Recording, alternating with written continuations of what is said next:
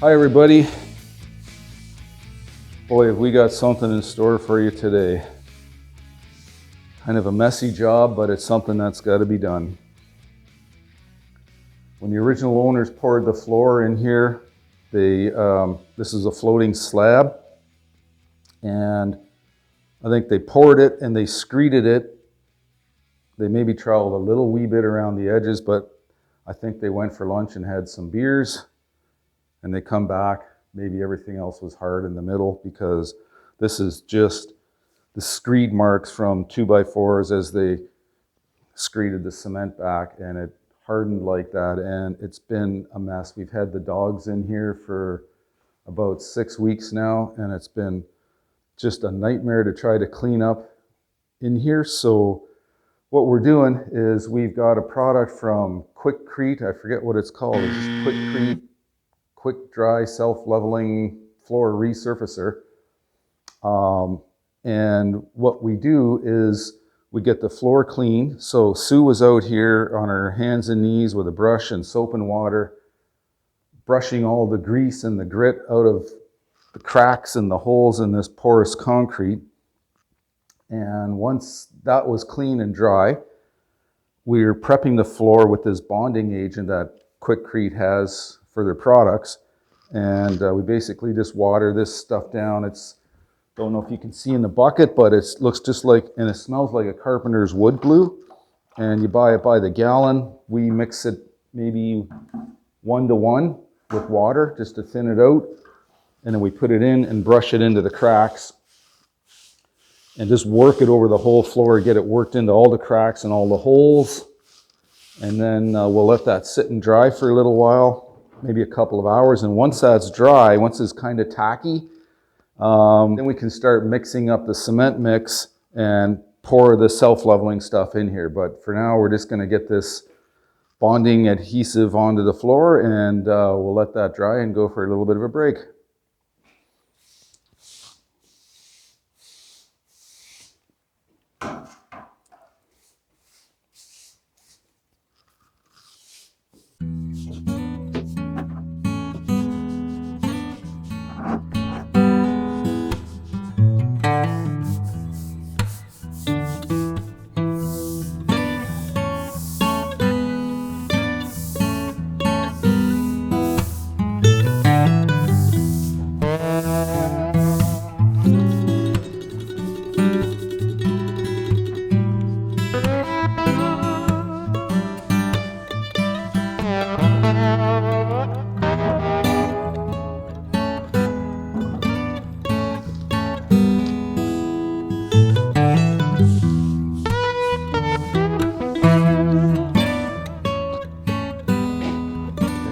This.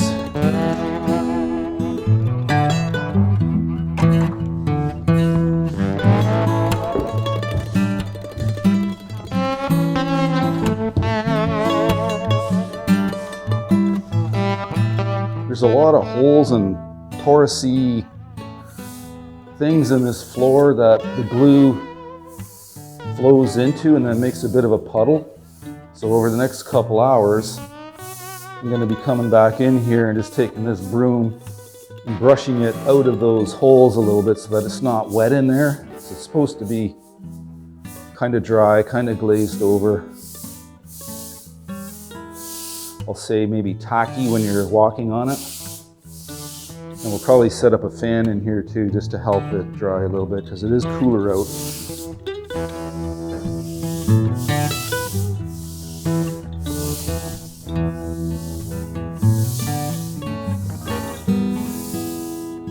The captivating world of Finnish Lapphunds, a breed steeped in the traditions of the icy north of Finland. Minx, Freddie, and Malou wait patiently, surveying their domain with their 14-year-old Malamute kennelmate Talia. As their indoor space is beginning to take shape, they love being able to access the outdoor kennel at any time via a convenient doggy door or just hanging out together inside. Finnish Lapphunds boast a medium-sized, sturdy frame adorned with a dense, weather-resistant coat that comes in a range of colors, including shades of black, brown, or white. Their iconic curl tail and pointed ears showcase their attentive and alert nature.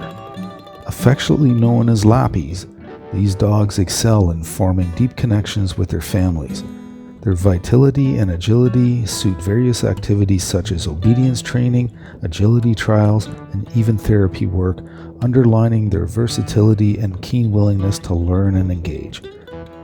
Finnish Lapphunds embody a harmonious blend of mesmerizing looks, intelligence, and affectionate spirit, making them an excellent choice for those seeking a loyal and adaptable canine companion. Okay, well, we're back, and as the glue has been drying on the other side, this is our little assembly line here on the other side of the garage, the other half of the garage. We've got our bags of the Quikrete self-leveling floor refinisher here. I think we've got, what, 25 bags left? Is that what it was? No, not quite. No, 13. 5, 10, yeah, 13 bags left. And then over here, we've got a bunch of pails that we're going to use. So we've got 3 pails that'll be used for mixing. We've got 1 pail that we use for measuring out our water. That's very important. And then these 6 pails here will each have a half a bag of this stuff. That way it's easier for Sue as she's going to dump it into the mixing pail to pick up the pail rather than to try and hold the bag. So that's kind of the process. We did go through the instructions and we watched some other videos online, and the one thing we did learn is that you got to add a little bit more water than what they say. So we've accounted for that.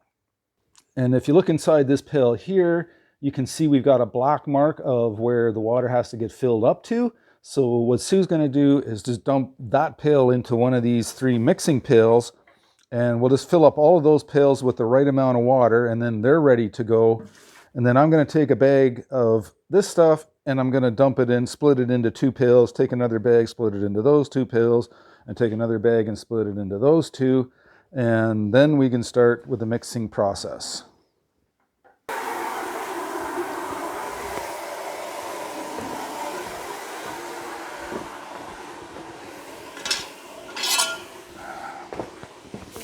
Move the water away from the rod.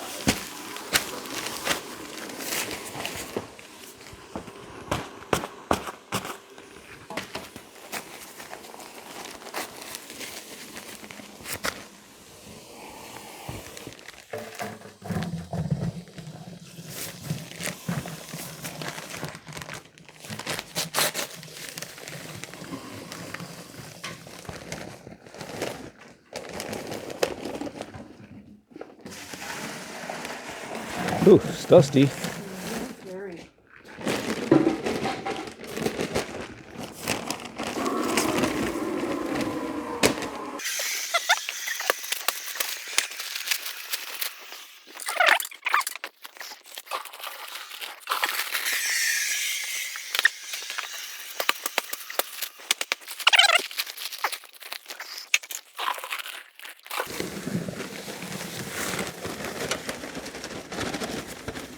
So now we got our pails all measured out with the dry stuff and the wet stuff. And the important thing, this is a very quick hardening product. So it's important to do this fast, but what's even more important is to get this mixed properly, because this is going on thin. I think we had calculated about 3/8 of an inch on average, and this particular product is good for up to 5/8 of an inch, so it's going on thin, so it has to be mixed very well. We can't have lumps in it. It has to be very smooth, very flowable, very pourable. So most important thing is that it gets mixed well, and I think the first trial one we did, we maybe spent about 4 to 5 minutes with the mixer mixing the pail. So that's what we're going to be looking for, is about 4 or 5 minutes of mixing time. We'll start with a full pail, like a full measure of water, half a bag. We'll start mixing that, and then as that starts to mix together, we'll pour in the remainder of the bag and then mix it for another few minutes.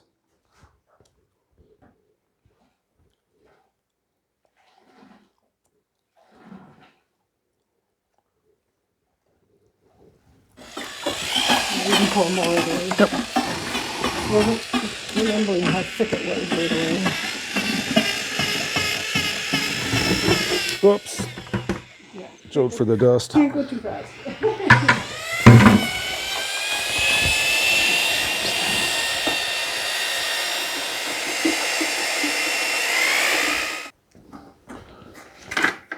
Okay, and we'll dump in the second pail.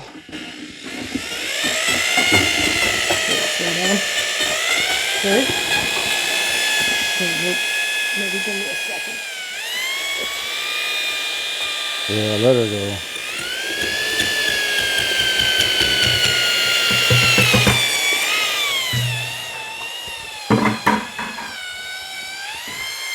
Let her go.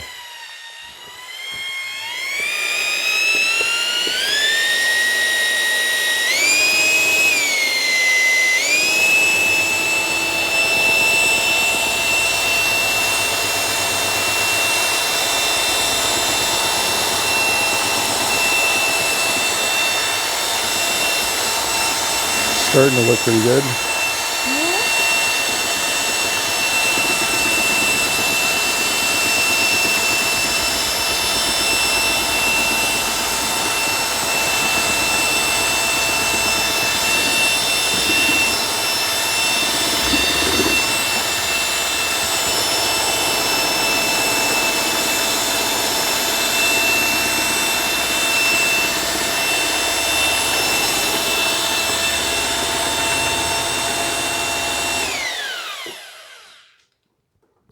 Bottom okay?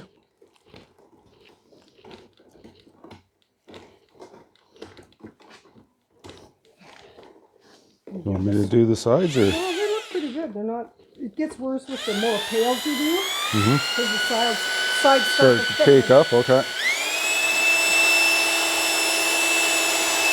Still a little bit of lumps in there, so I give her another minute or two.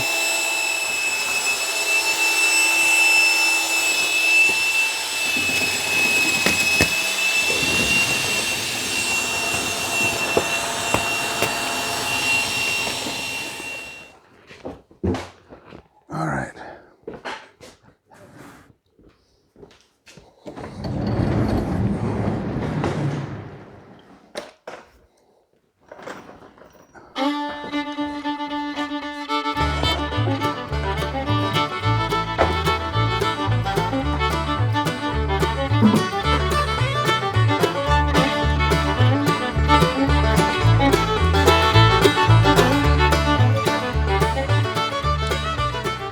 Okay, we got our first bucket.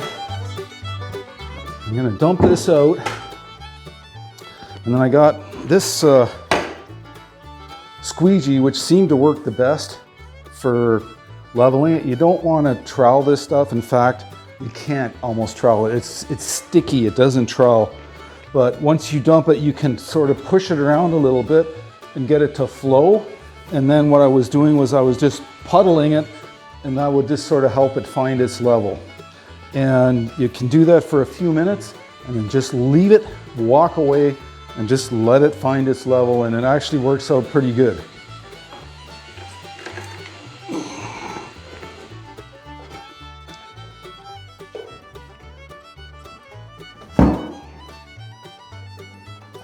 Take that and just let it sit upside down for a bit. Now I'm just gonna puddle some over here.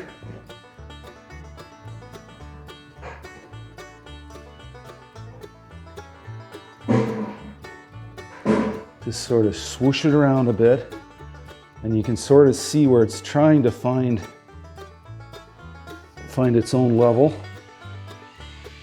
And sometimes maybe you gotta like push it back up in and get the puddle to thicken up, like to get deeper, if you know what I mean. It just seems like I need a little bit more up in here.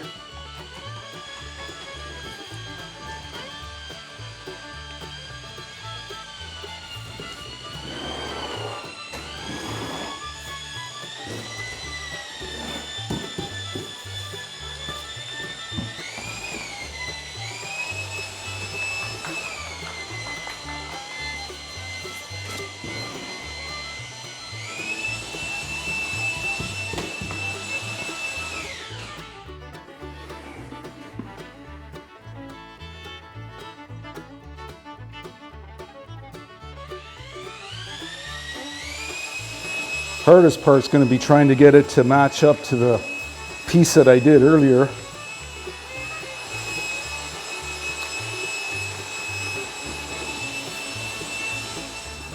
And I think I'm kind of getting to the point where I don't want to muck with it a whole lot more. There we go. Ready for pail number 2.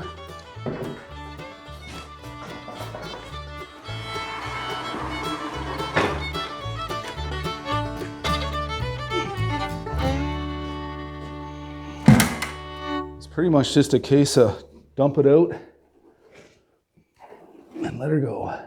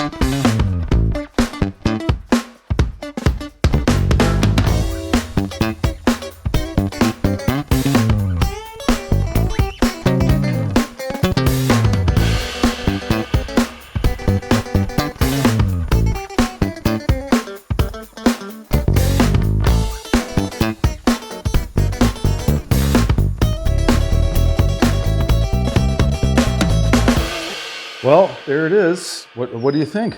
Oh, looks pretty good. I'm liking it. Yeah.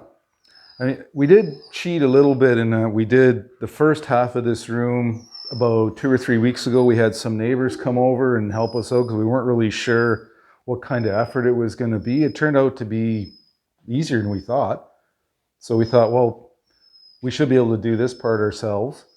And it kind of matched up to the existing one that we did a few weeks ago very nicely.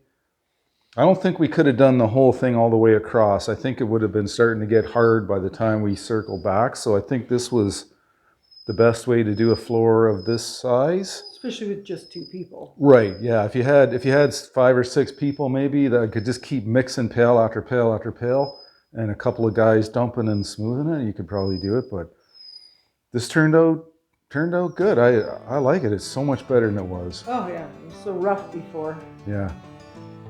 At least you'll be able to clean this now. You can sweep it, you can mop it. Now it can be mopped. Couldn't be mopped before. Nope. The other dog people are going to be jealous.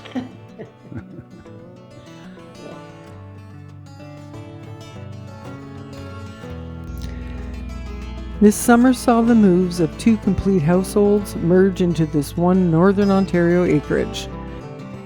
As I was migrating from Alberta with all of my possessions and pets, Fred was migrating up from St. Thomas. Our property is spacious and private, and I'm really looking forward to setting up some trails this winter so that we can get the dogs out exploring. We do have our work cut out for us, and the projects are beginning to mount as we plot our path to homesteading on this acreage. I can't say that it hasn't been difficult, but the dogs are happy, the area is beautiful, and the people are wonderful. This is a new beginning for both of us, and as we were once individuals, we now have to learn to deal with being the two of us, plus 2 cats and 5 dogs.